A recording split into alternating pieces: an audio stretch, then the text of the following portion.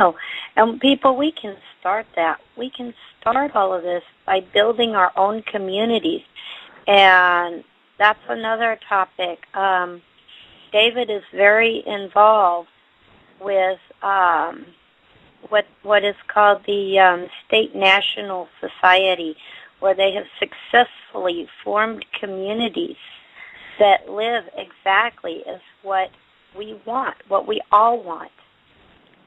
And they don't have the interference of the government because they are doing things in a very lawful manner. If I would urge you to listen to him, listen to Teri's shows on the history. Check in with Chris's shows because he may be able to help you with different things that he is a little more expert in than other areas maybe.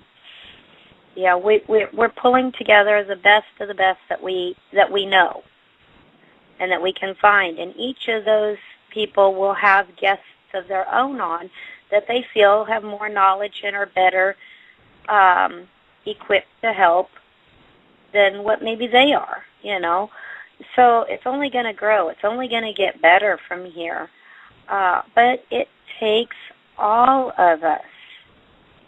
It takes all of us, each and every one of us. We can't just be sitting here behind a computer all day whining about the problems. We have to fix them, even if it's only within our own neighborhood.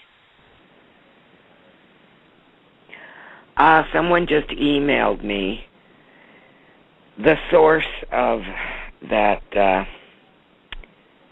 question about evacuees during the NATO summit. Mm-hmm. That came from Alex Jones. Okay. And InfoWars. It's short here. Despite city officials and the Secret Service refusing to confirm that they gave the Red Cross an order to prepare for the evacuation of Chicago during the upcoming NATO summit, Benedictine University is just one of dozens of institutions preparing to receive thousands of evacuees. This is ridiculous. That was CBS Chicago. Of course. Authorities have refused to even acknowledge that they told the American Cross to make such preparations. Of course, if they did, they would deny it. But, and I'm not going to cast aspersions on Alex Jones. I think he's one of the few people in this country who have done a great service to the people, exposing corruption, bringing the truth to light. His documentaries that he did on the police state, etc., over the years were excellent. He's really done a lot of good hard work in waking Americans up. However, people, once again, RuSA moment, even if it's information coming from someone like Alex Jones or Andrew Breitbart, God rest his soul, and other people, you have to realize these people, too, are media personalities. Their success relies on the numbers of people who listen to them, ratings in one way or another. And journalists, no matter how good they are, let's face it, sensationalism sells. Boredom doesn't. Right. Sensationalism gets your attention. Boredom doesn't. So, trust, but verify. Thomas Jefferson said it so well. Question with boldness even the existence of God.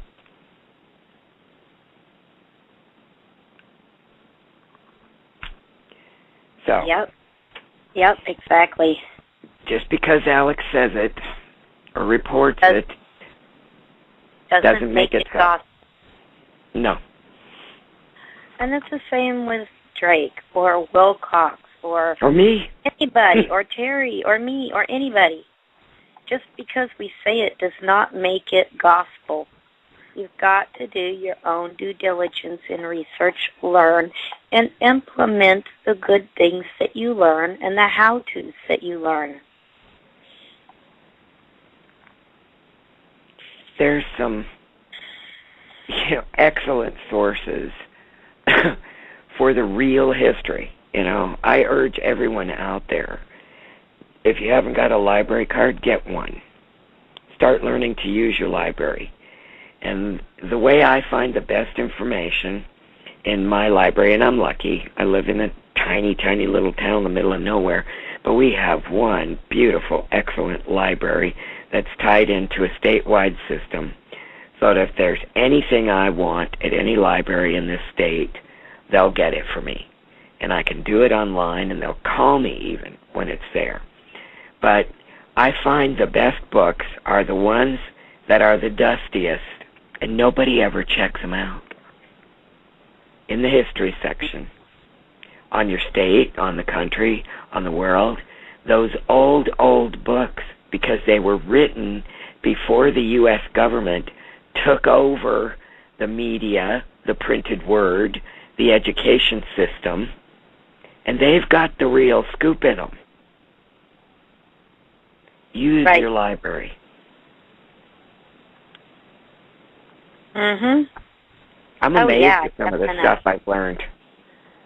Just, I never knew until last year, because I picked up an obscure old book about little-known American historical facts.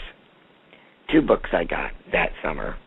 One was about little-known women heroines of the colonial times, and that was just absolutely fascinating.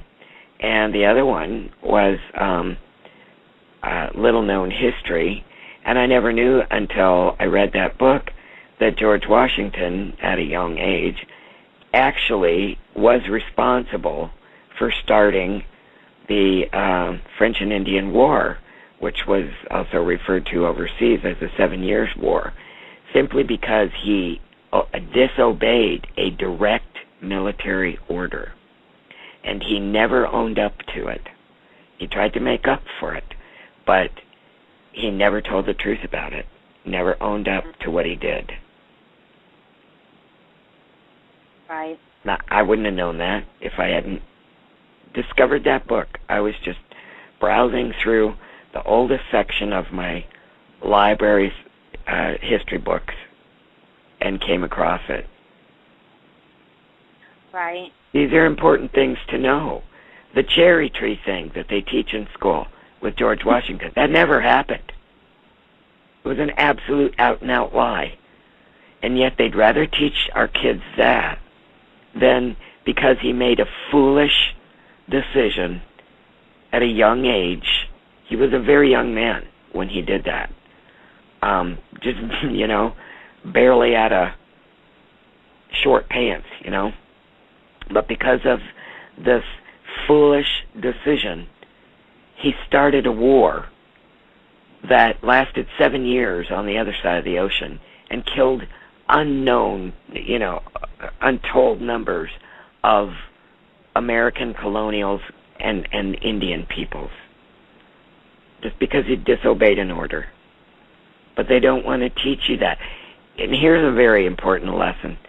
When you're looking back on American history and you're looking at our founders, it's very, very important to understand their original intent, good and bad. Because the point is, they were human beings, just like you and me. They had the same daily concerns. Yeah, they didn't have TV, and they didn't have electric lights, and they didn't have the internet and cell phones and cars and all of that. But their daily lives, their concerns over food on the table, security for their family, the availability of a decent education for their children, concerned about the leadership in their town and their cities and their states and eventually the country. It was no different than ours, and they were no different than us. They were human beings, and they were subject to make mistakes. They were subject to the same temptations that we're subject to, greed always being there. It's a human attribute. It's not a very pretty one, but it's part of all of us. We all come under that temptation. Right. They were no different than we are. So be careful when you judge them. Look at them as real human beings. Admire what they did right and learn from what they did wrong. Right, exactly. Sue, do you want to add anything? You've been pretty quiet. We didn't lose her, did we? No. Sorry there. I had myself muted. What I did was one day I was talking to Anita, and she was telling me about regional planning commissions and how they work. And she said, I was amazed in my county to find out that these people aren't elected. And I went on from there. Anyway, it was kind of interesting for me because I could sit at the computer that day because I didn't go to the library, and because I really don't, but I think I'm going to start going back. But anyway, I sat on the computer and looked up regional planning commissions in my area and found a mountain of people who are doing things that will eventually take over our resources. They get money from the federal government, I found out, in grants, which now I see are probably bribes, and they use buzzwords like facilitate, protect, and that kind of thing. And sustainable. And it has to do with sustainable, our water, our transportation, and our power. And I didn't know this until she said something one day about it. She says, look it up and see. And not only that, but I went to my county commission. They have a master plan. The master plan answers to some of these other state organizations. And I started making a list, and it was kind of fun then, because I'm not really too much of a researcher. It's kind of boring, but it was kind of fun making lists of people that I would like to see arrested. People that I would like to see because it's up to us to identify the local ones.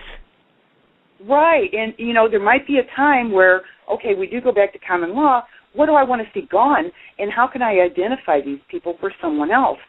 Somebody's got to know what they do. These people hide behind, one of them even said, we have meetings in one of two buildings, but it doesn't tell you what night the building or which building. Or which building. You have to call, right, and I guess probably get a voicemail. And they don't tell you up front that one of their purposes to exist in the first place, these regional planning commissions, is to do away with the position of county sheriff.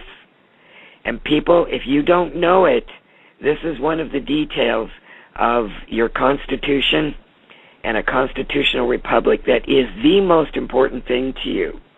Aside from the militia, your sheriff, the sheriff, is the highest authority in the land. Next to your militia is your first line of defense. Without him, it is UN Agenda 21, bar none, and nobody to protect you. Hey, Teri, I want to ask Sue. She was saying, she made a comment that she'd like to see those guys there. That she was mentioning the Regional Planning Commission and all of that. She'd like to see them arrested. Sue, let me ask you: is that my job to come in there and do that for you, or would that be your job? Well, it's mine. I need to identify them and then bring that to the attention of my sheriff and say, look, these people are unelected. They're illegal. They're taking federal government money from a de facto government that is no longer in existence because of the corporation. Therefore, they need to be shut down. To promote a UN policy, Agenda 21. Exactly. Yeah, you go further and you will see that they want to take over the resources. Eventually, we'll take over these resources by protecting, sustainable, all those buzzwords that we think are so good that they've numbed us to because we hear them so often.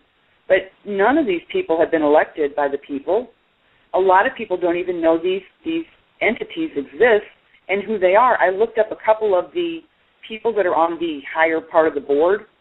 They're wealthy people, social people, and they're business people. Well, that's fine, and they may even be totally innocent. But I'll tell you what, they're going to have to answer to me as to why they need to continue to be in office after this is over with, and why they you can't even call that an office. That's a job. So it's not my responsibility then. That's what you're saying, right? Me being over here, it's not my responsibility.